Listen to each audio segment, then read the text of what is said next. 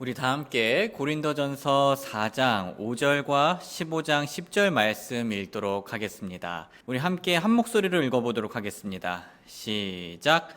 그러므로 주께서 오실 때까지 때가 이르기 전에 아무것도 판단하지 말라.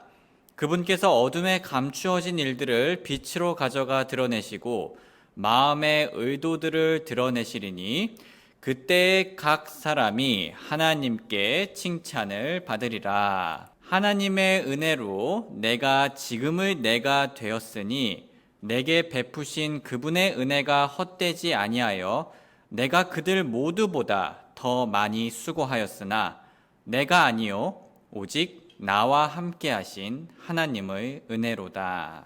오늘 말씀 주제는 우리를 인정하시는 하나님을 인정하는 우리입니다. 형제 자매님들, 제가 부족하지만 동화를 하나 만들어 보았습니다. 한번 귀 기울여 들어주시면 감사드리겠습니다. 옛날에 어느 마을에 농부와 요리사가 살고 있었습니다.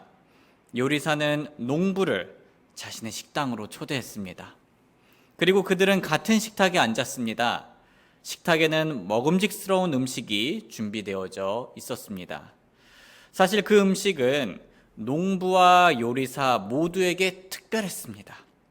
왜냐하면 그 음식에는 농부가 직접 수확한 신선한 식재료가 사용되었고 요리사가 솜씨 좋게 요리했기 때문입니다. 즉 그 음식에는 농부와 요리사가 다 참여한 부분이 있었습니다. 이때 그 음식을 맛본 농부가 정말 잘 요리했네 라고 말하며 요리사의 실력을 인정하고 칭찬했습니다. 그러자 요리사는 그래 맞아, 내가 최고야. 내가 없었으면 이런 대단한 음식은 있을 수 없었어 라고만 대답했습니다. 성도님들, 이때 우리는 요리사를 보며 어떤 생각이 들기가 쉽습니까? 요리사가 미성숙한 사람이라고 생각하기가 쉽습니다. 그렇지 않습니까? 왜냐하면 요리사가 방금까지 주방에서 훌륭하게 요리해서 음식을 만든 건 분명하지만 그 음식이 탄생한 건 단지 요리사 덕분만은 아니기 때문입니다. 그 음식이 있기까지의 과정을 조금만 더 거슬러 올라가면 결국 식재료를 키워낸 농부의 역할이 크다는 것을 알 수 있습니다. 왜냐하면 농부가 수확한 신선한 식재료가 없었다면 요리사는 요리를 시작도 할 수 없었기 때문입니다. 시간이 지나 요리사는 자신의 생각이 짧았다는 것을 인지하고 타임머신을 타서 과거로 돌아갔습니다. 처음처럼 농부는 음식을 맛보며 요리사의 요리 실력을 인정하며 칭찬했습니다. 이번에 요리사는 자화자찬하지 않았습니다. 대신에 이렇게 말했습니다. 아니에요. 당신이 수확한 신선한 식재료 덕분에 이렇게 맛있는 음식을 먹을 수 있게 된 거예요. 요리사는 농부를 적극적으로 인정하고 크게 칭찬해 주었습니다. 그렇게 그들이 서로 인정하고 칭찬하자 그들의 관계는 더 돈독해지고 아름다워지며 오래오래 행복하게 지낼 수 있었습니다. 형제 자매님들, 동화에 나온 음식은 농부와 요리사 덕분에 존재할 수 있었습니다. 지금 우리의 인생도 이와 비슷합니다. 지금 우리의 인생은 우리와 하나님 덕분에 존재할 수 있는 겁니다. 즉 온전히 우리 덕분에 현재 우리가 누리고 있는 인생이 존재하는 건 아니라는 겁니다. 왜냐하면 분명 우리 인생에 우리가 참여한 부분도 있지만 우리 하나님께서 참여하신 부분도 분명히 있기 때문입니다. 그래서 이 동화의 결말에 농부와 요리사가 음식을 맛보며 서로 인정해 줄 부분이 있었던 것처럼 우리의 인생을 볼 때도 하나님과 우리는 서로 인정해 줄 부분이 있습니다. 우리가 이것을 잘 구별하며 인정할 때 하나님과 우리 사이는 더욱더 돈독해지고 아름다워지며 오래오래 행복해질 수 있습니다. 그래서 오늘 저는 우리 인생에서 우리가 하나님을 향해 인정해야 할 부분과 하나님께서 우리를 향해 인정해 주시는 부분에 대해 살펴보고자 합니다. 가장 먼저 우리가 하나님을 향해 인정해야 할 부분부터 보겠습니다. 우리들은 구원이 오직 예수님 덕분이란 것을 인정해야 합니다. 왜냐하면 그렇게 인정하며 믿어야지 구원받아서 그리스도인의 삶이 시작될 수 있기 때문입니다. 그런데 오늘날 많은 사람들이 우리의 구원을 향한 예수님의 희생을 모르거나 인정하지 않고 있습니다. 형제 자매님들, 제가 충북일보에서 한 기사를 보았는데요. 내용의 일부는 다음과 같았습니다. 정 씨는 부친이 국민방위군으로 6.25 한국전쟁에 참전한 사실을 확인할 수 없다는 이유로 정부로부터 2차례나 국가유공자 등록을 거부당하자 지난 6월 대통령실로 탄원서를 보냈다. 정 씨 부친은 6.25 한국전쟁 때 비정규군인 국민방위군으로 보은군 산외면 장관리와 대원리 일대에서 벌어진 공비토벌 작전에 투입됐다. 형제 자매님들, 기사에 나온 정 씨의 아버지는 우리나라를 위해 6.25 전쟁에 참여했었지만 그 희생이 오랫동안 인정받지 못하고 거부당했습니다. 참으로 안타까운 상황이죠. 그런데 사실 우리 예수님께서도요, 이 정 씨의 아버지처럼 안타까운 상황에 처하신 적이 있으십니다. 왜냐하면 우리의 예수님께서도 사람들로부터 인정받지 못한 때가 있으셨기 때문입니다. 누가복음 4장 24절 또 이르시되 진실로 내가 너희에게 이르노니 어떤 대언자도 자기 고향에서는 인정받지 못하느니라. 이 얼마나 안타까운 상황입니까? 그런데 더욱더 안타까운 사실은 2000년이 지난 지금까지도 예수님을 인정하지 않는 사람들이 많이 있다는 겁니다. 우리 예수님께서 어떤 분이십니까?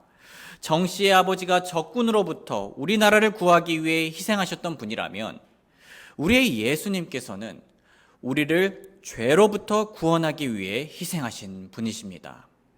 그분은 하나님이심에도 불구하고 우리의 죄를 위해 그 불편한 사람의 모습을 입기를 선택하셨고 십자가의 희생을 치르길 결심하셨습니다. 요한복음 3장 16절 하나님께서 세상을 이처럼 사랑하사 자신의 독생자를 주셨으니 이것은 누구든지 그를 믿는 자는 멸망하지 않고 영존하는 생명을 얻게 하려 하심이라. 예수님께서 우리의 구원을 위해 모든 것을 해주신 덕분에 우리는 단지 믿기만 하면 은혜로 구원을 받을 수 있게 되었습니다. 너희가 믿음을 통해 은혜로 구원을 받았나니 그것은 너희 자신에게서 난 것이 아니요 하나님의 선물이니라. 정리하자면 그리스도인들인 우리는 예수님께서 구원을 위해 모든 것을 하셨다는 것을 인정하는 마음으로 믿고 은혜로 구원받은 자들입니다. 형제 자매님들, 좋은 소식을 하나 알려드리겠습니다. 다행히도 제가 방금 얘기한 정 씨의 아버지는 결국 참전 사실을 인정받고 국가유공자 증서를 받았습니다.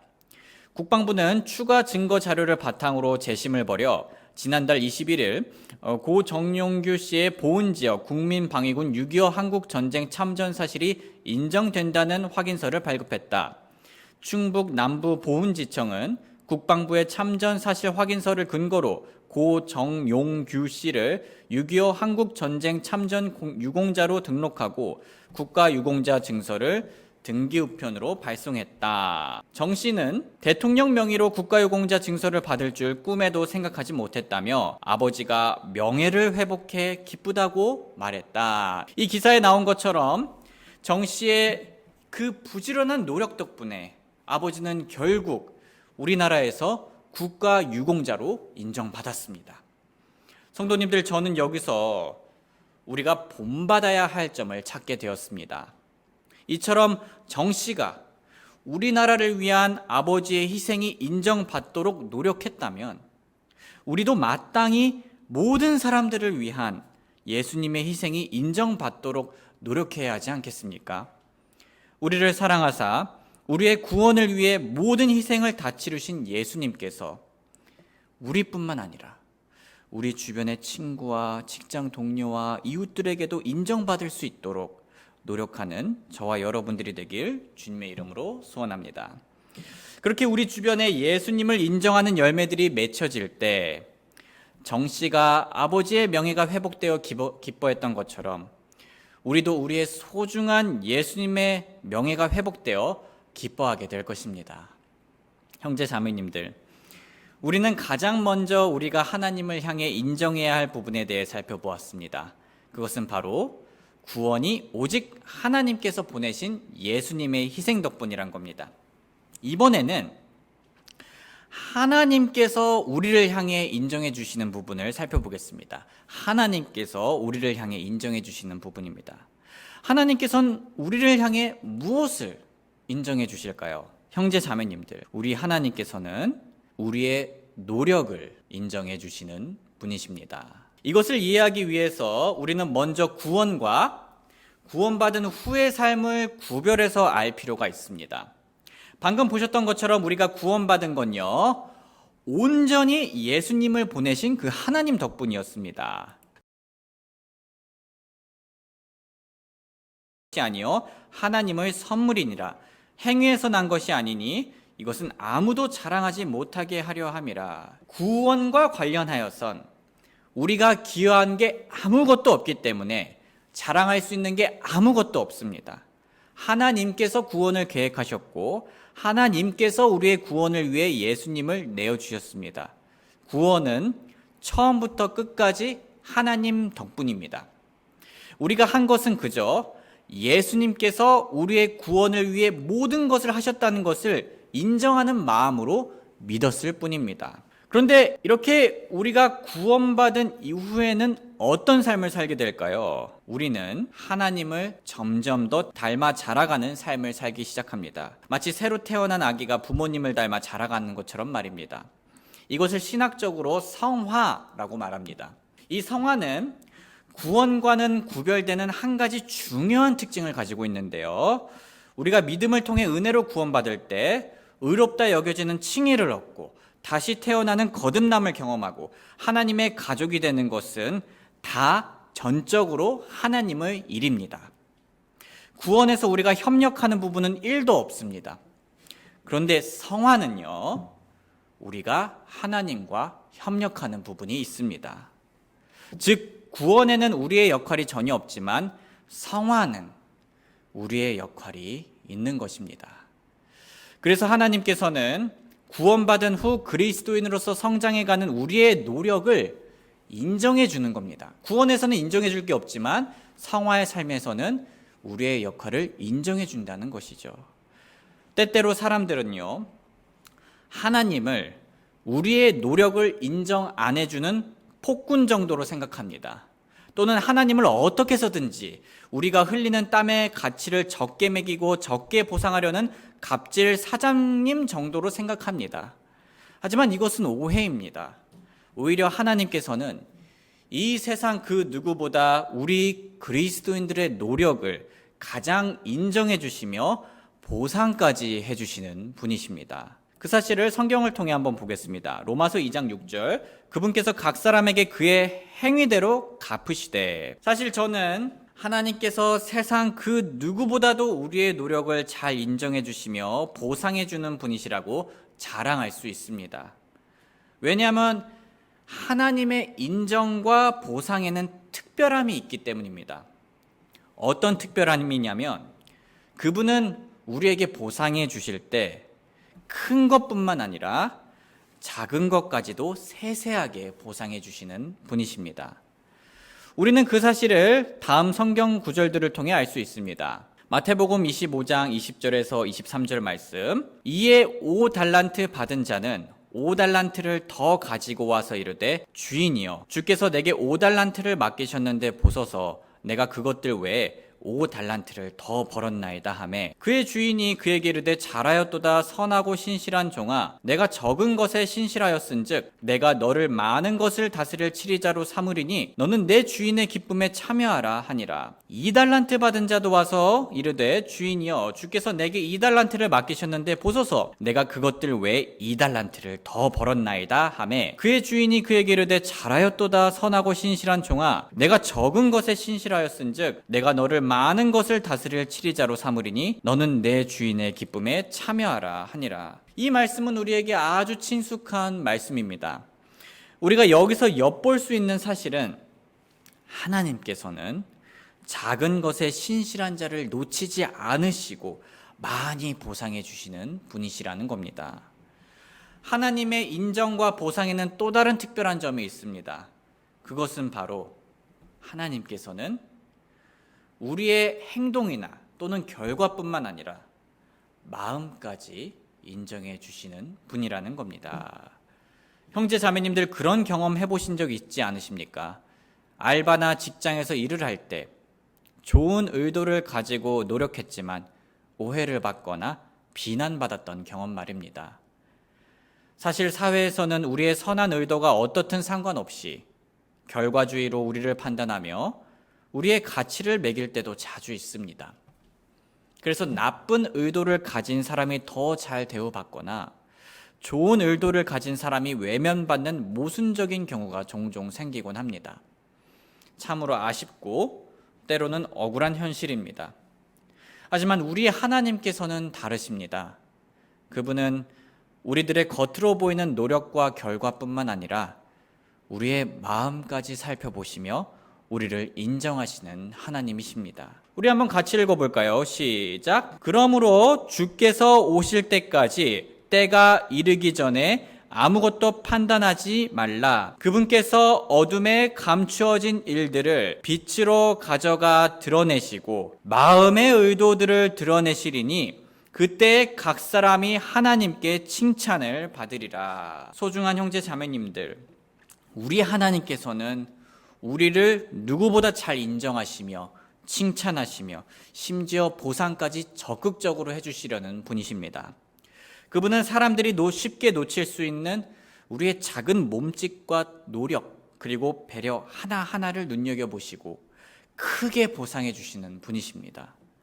심지어 사람들 눈에는 보이지 않는 우리 마음의 선한 의도까지 보시고 칭찬해 주시는 분이십니다. 요약하자면 하나님께서는 내 노력을 그 누구보다 더 깊게 인정하시고 더 높게 평가하시며 영원한 가치로 보상해 주시는 분이십니다. 이렇게까지 우리를 인정해 주시다니 우리는 참으로 귀한 하나님을 섬기고 있지 않습니까? 만약 우리 부모님이나 혹은 우리의 직장 상사나 학교 선생님이 이처럼 우리의 사소한 노력까지 캐치하려고 하고 심지어 좋은 의도까지 봐주려고 한다면 겁니다. 그렇죠? 그렇다면 실제로 매일 우리 삶의 모든 살펴보시는 하나님께는 우리가 얼마나 더 감사해야 하겠습니까? 우리 모두 우리를 구원해 주셨을 뿐만 아니라 우리를 누구보다 가장 잘 인정하시며 칭찬하고 보상해 주시는 하나님께 감사드리는 삶을 살길 주님의 이름으로 소원합니다. 마지막으로 우리가 인정해야 하는 것 하나를 더 보겠습니다. 형제 자매님들, 우리가 학교나 직장 그리고 가정이나 교회에서 무엇인가를 성취했을 때 이상한 경우가 종종 생깁니다. 그것은 바로 하나님께서는 우리가 방금 보았던 것처럼 우리를 인정하고 계시는데 오히려 우리는 그분을 인정하지 않는 경우입니다. 이렇게 하나님만 우리를 인정하고 우리가 그분을 인정하지 않는 것은 바람직할까요? 아닙니다. 결코 바람직하지 않습니다. 그것은 마치 제가 처음 말한 동화에서 농부의 역할을 인정하지 않았던 요리사와 같은 자세입니다.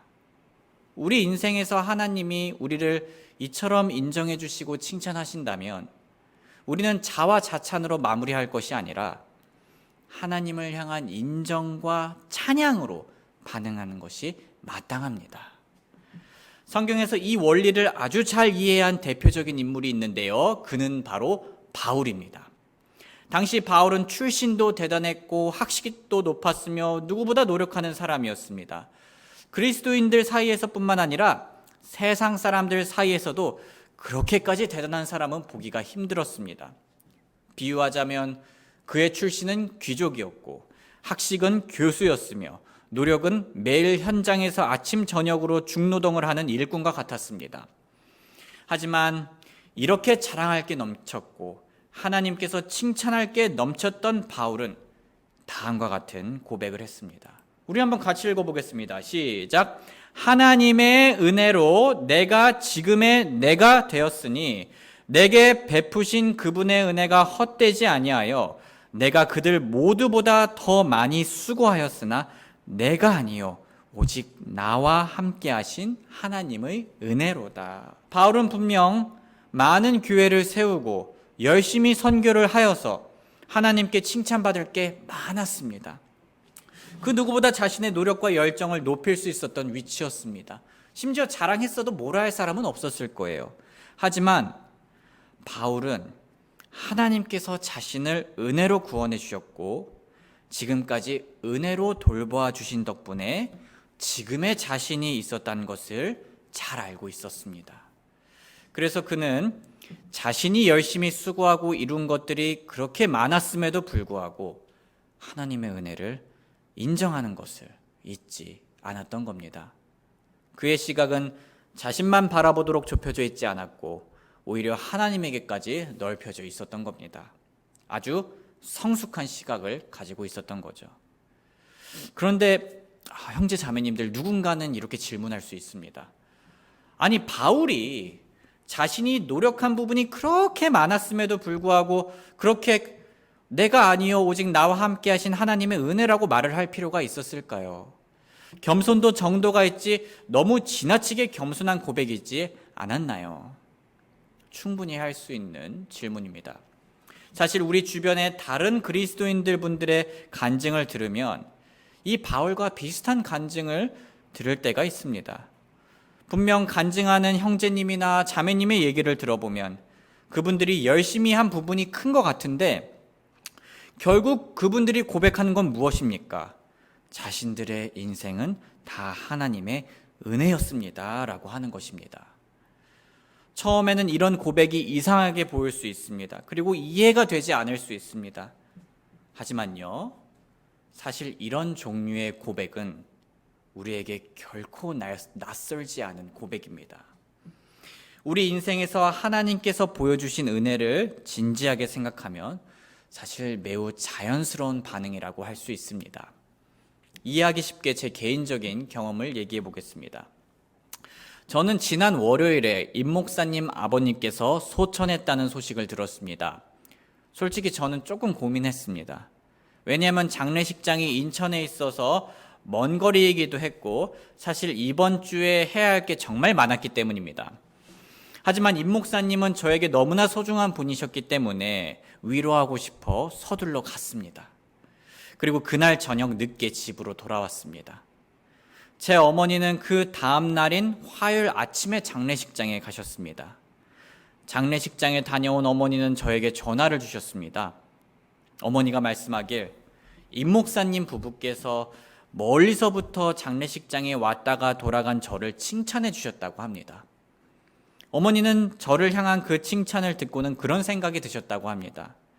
선규야, 나는 임 목사님 부부로부터 그 칭찬을 들으며 우리 선규가 이렇게 칭찬을 들을 정도로 성장했구나 라는 생각이 들었단다. 선규야, 엄마는 너가 이렇게 잘 자라주어서 고맙단다. 형제 자매님들, 분명 지난 월요일 날 힘들게 갔다가 돌아온 건 저의 수고였고 저는 오늘날의 저로 성장하기까지 열심히 땀도 흘리고 눈물도 흘리며 노력했습니다.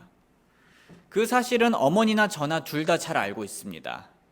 하지만 그럼에도 불구하고요, 어머니가 저에게 선규야 잘 자라주어서 고맙다라고 말씀하셨을 때 저는 제가 노력하고 수고해서 잘 자란 거예요 라고 대답하지 못했습니다. 사실 여기 계신 그 누구도 제 입장에 있었다면 그렇게 대답하지는 않았을 거라고 생각합니다. 그렇죠? 그건 자연스럽지 못한 대답이죠. 대신 저는 이렇게 대답했습니다. 감사해요, 어머니. 제가 이렇게 잘 자랄 수 있었던 건 다 어머니와 아버지 덕분이에요. 부모님이 없으셨다면 지금의 제가 있을 수 없었습니다. 저는 이런 것이 정상적인 부모-자녀 관계에서 매우 자연스럽고 아름다운 대답이라고 믿습니다. 사랑하는 형제 자매님들, 모든 것이 하나님의 은혜다라고 고백하는 분들의 마음은 이와 같은 반응이자 마음입니다. 이것은 마치 열심히 일하고 수확하게 된 농부가 좋은 날씨에 감사하고 열심히 인생을 살고 시상식에서 소감을 말하는 배우가 부모님께 감사하다고 이 영광을 부모님께 돌리겠다고 말하는 것과 닮은 마음입니다. 우리의 노력은 방금 우리가 보았던 것처럼 하나님께서도 잘 아시고요. 또 우리도 잘 압니다. 하지만 제가 저의 노력을 인정하고 칭찬하셨던 어머니 앞에서만큼은 맞아요, 제가 잘해서 잘 자랐어요 라고 말할 수 없었던 것처럼 우리는 우리의 노력을 그 누구보다 크게 인정하시고 칭찬하시는 하나님 앞에서만큼은 차마 맞아요, 제가 잘한 거예요 라는 말이 입에서 떨어지지 않습니다. 왜냐하면 제가 어머니의 헌신과 희생과 도움 없이는 지금의 제가 있을 수 없었던 것처럼 우리는 하나님의 헌신과 희생과 도움 없이는 지금의 우리가 있을 수 없기 때문입니다. 형제 자매님들, 우리 정직하게 생각해 보겠습니다. 만약 우리 인생에서 하나님의 구원의 은혜와 사랑이 없었다면, 하나님의 오래 참음과 용서와 돌보심이 없었다면, 하나님이 허락한 건강과 시간과 지혜와 기회가 없었다면 지금의 우리가 있을 수는 없었습니다. 우리가 모든 것이 하나님의 은혜라고 말하는 것은 아주 자연스러운 고백입니다. 왜냐하면 우리는 하나님께서 은혜로 선물해 주신 것들 없이는 우리가 현재 이룬 모든 것들을 시작도 할 수 없었기 때문입니다.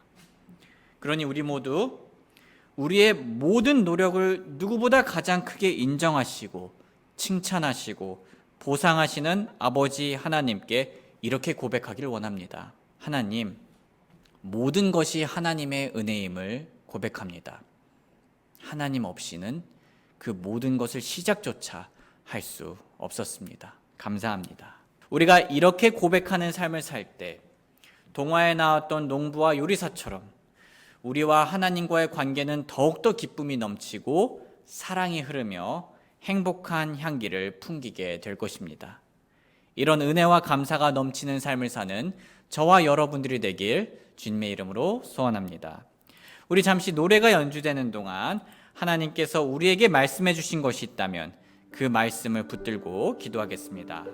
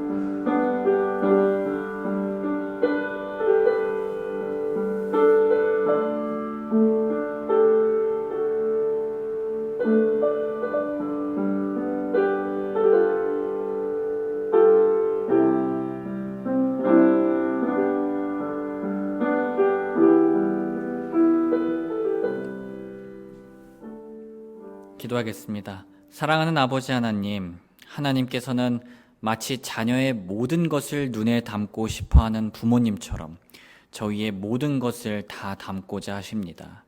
그렇게 다정한 눈빛으로 저희의 사소한 노력과 땀 한 방울도 놓치지 않으시고 심지어 저희 마음의 가장 깊숙한 곳에 있는 선한 의도까지 바라봐 주십니다. 그리고 하나님께서는 저희에게 착하고 신실하다며 칭찬해 주시고 보상해 주십니다. 세상 사람들이 모두 저희를 인정하지 않더라도 이렇게 인정해 주시는 하나님이 저희 곁에 있다니 위로가 되고 감사가 됩니다. 이렇게까지 저희를 인정하고 칭찬해 주고 보상해 주시는 분 앞에 저희는 저희를 자랑하기보단 저희에게 은혜를 쏟아 부어주신 하나님을 자랑하려 합니다. 하나님 감사합니다. 모든 것이 하나님의 사랑에서 흘러나온 은혜임을 고백합니다. 오직 하나님을 찬양합니다. 감사드리며 예수님의 이름으로 기도드립니다. 아멘.